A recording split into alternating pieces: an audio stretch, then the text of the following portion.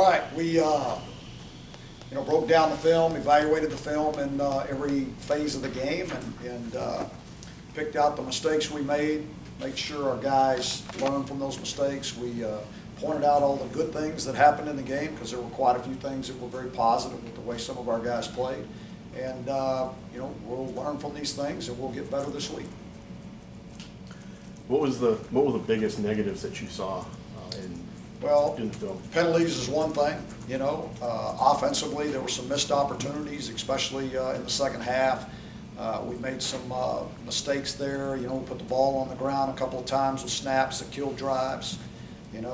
Defensively, we uncharacteristically this season had some missed assignments that gave up some big plays in some critical situations. What was the biggest difference between the week 1's defense and week 2's defense? What happened in between that? Well, first of all, we got on our heels early on. They went down the field, I think, on the first 6 plays of the game, and put the ball in the end zone. We got on our heels, and we never really bounced back. There were some times we made some big plays, but we couldn't get off the field on third down. That was probably the biggest thing of the game for the defense, is we didn't get off the field on third down. We gave up too many. I can't remember what the percentage was, but we were far from our goal. J.K. Britt said after the game that he immediately could sense that Malik was not on the field, that there was just something different from the week before. When you went back and looked at film, what was the effect across the board of not having Malik out there? Well, one, he's an emotional leader. That's probably the biggest thing. He does the most talking. And so when in his absence, the other guys, the other leaders, J.K. and Cole, they got to be more vocal. Where Malik has been that guy that's been that, and when all of a sudden that guy's not there, somebody else has got to step up and do it. Larry, you guys scored on, I believe, 5 of your 6 first half possessions. 4 of them were field goals. Was there any recurring theme as to why you weren't able to get the ball into the end zone and you had to kick field goals? No, we just didn't. We didn't finish the drives off. When we got down into the red zone, or the top of the red zone, a lot of that was around the 30-yard line, 28-yard line. We weren't able to consistently run the ball down there, and we needed to be, we needed to be more physical and need to be able to punch that ball in. How specifically do you turn this around, going to winning? Yeah, well, first of all, this is not the first bit of adversity that I've ever faced as a football coach. So you lean on the lessons that you learned from the past. Hopefully you've learned from the mistakes that you've made in the past, and you rally your team around what we need to do, and that is, basically circle the wagons, believe in each other, believe in what we're doing, and not worry about anything else, and stay focused on your job and do your job. Going into the Duke game in 2016, the program had won 18 of 22. It's gone 4-14 since. What are maybe 2 or 3 things that have been very obvious in why things have shifted so dramatically? Well, one, I haven't thought back to that specific point in the season or in the program, so it's hard for me to tell you that. I would say, just looking at things from where I stand, one is our execution has to be much better. I think we've got to, as coaches, continue to look for different ways to put our guys in positions so that they can be successful. You talked, I guess, before the first game about it's always been the same for you since the 80s as a coach, as far as the pressure to move on and distance yourself from maybe a past failure. Is there anything more pressure-wise you feel right now, considering the way things have started this year? I hate the fact that we're 0-2 right now, but it is what it is, and so you can't dismiss it. You gotta fight, scratch, and claw to overcome it, and you go through the obstacle, not around it.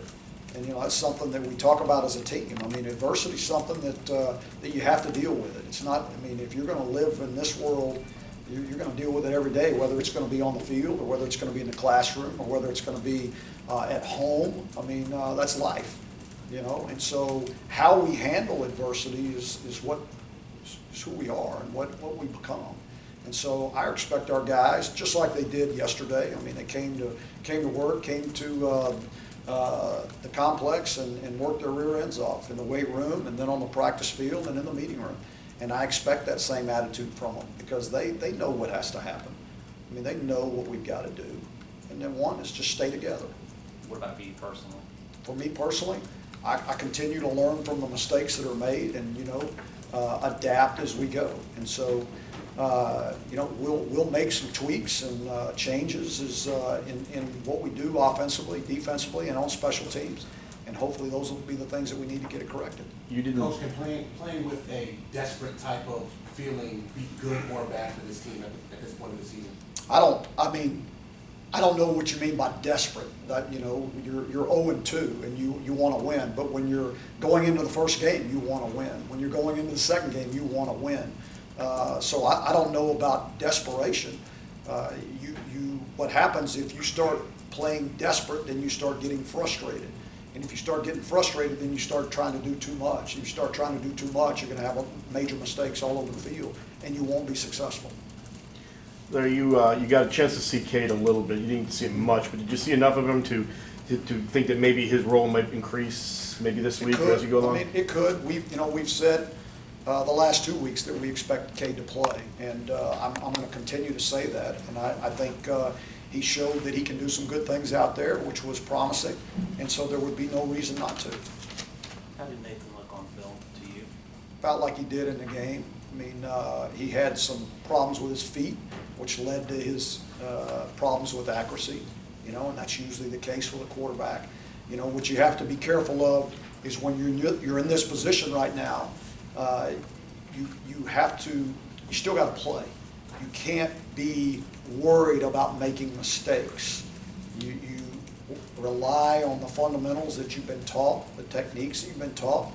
You rely on what you see with your eyes, with your pre-snap secondary movement, all those things, and then you take the ball where it's supposed to go. You do those things and you're comfortable in the system, you're going to be fine. If you try to start doing too much, making sure you don't make a mistake, that's when you have problems.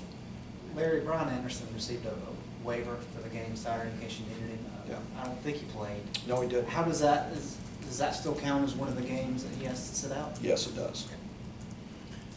Larry, how much say are you going to have as they look forward to the hurricane coming and the uncertainty? How much say are you going to have in whether the game gets played on Saturday or what the schedule I don't happens? know. I don't know, because everything's still up in the air right now. I know that they've been constantly meeting about the hurricane, and the main concern is for the safety of the fans and the safety of the people who work in the stadium and the safety of the players. And so I know the university will do what's right. I don't doubt that, and I'll go along with whatever they decide. How much does that kind of throw your preparations off, not knowing exactly what might happen? And then what do you remember about the last time you played here in a hurricane? All right, well, first of all,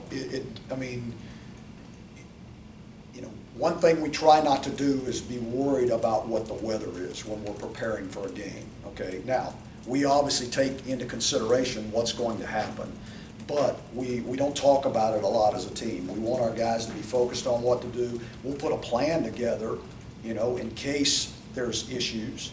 But right now, we just want them to focus on getting better, And I would imagine that it's probably going to be wet all week. And so we'll get plenty of opportunities to play with a wet ball and practice with a wet ball. What do I remember about 16 is that it was, it was a lot of wind, and the wind was probably more of a problem than there was the rain, especially for us. And so we didn't react well to it, and it hurt us. Will that help if you have those kind of conditions again, having been through that? Well, we've experienced it, and not every guy out there was on the team in 16, but it's something that you learn from. We all learn from it, and we'll be able to hopefully give that knowledge to the guys that weren't out there. Were you Coached a long time and been in bad weather games over before. 30 I'm trying to years. think but how did 16 compare to other things in your career? Anything One year I was down there in Florida. We had I think in the month of October about 3 that came through, and it was, you know, it was tough. You know, so what I remember is you can't focus on that. You know, you still have to focus on what you do as a team and what you're going to do in those situations. And I think our guys, you know, I think our guys will respond well to it. How close are you watching forecasts, or are you just totally game plan? I'm game planning right now. Somebody else will be watching that, and they'll tell me what's going on. Were you asked, Go ahead, Andy. were you asked for some input about how it affected the game, which might be used in future decisions? Bubba and I talked about that back in 16, but we haven't talked about that yet. I mean, he told me yesterday that they were meeting. You know, I think there were 3 different meetings going on yesterday about it. And so, you know, he said as soon as he knew something and as soon as he had any more to give me, he would. Maybe this is an unfair question, but if you take away the result of the 16 game, would you recommend games be played under those conditions or not be played? I mean, you know, again, I don't know. Sure, I would love for it to be sunny and 70 degrees out there every time we play the game, but really we don't control those things, you know, and so everybody would love to have the ideal situations, but unfortunately it's not like that in the game of football. And so sometimes we're going to be out there in adverse conditions, but both teams are out there. You know, it's not like one team has an advantage over the other. You know, both teams are out there, both teams are in it, both teams have to handle it, and usually the team that handles it better has more success.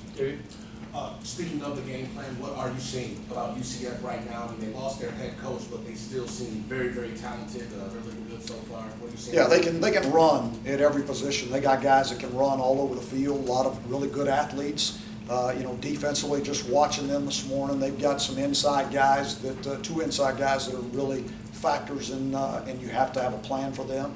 But everybody else can run. I mean, everybody can run. You know, they've scored on everybody that they've played against. You know, so they do a really good job with their offense. And you know, watching their special teams this morning, I mean, they got guys that can take the ball and take it the distance anytime. Anything else? Yeah, Larry, about UCF, they kind of raised some eyebrows when they said, declared themselves national champions. You've been in a situation at a non-Power 5 school.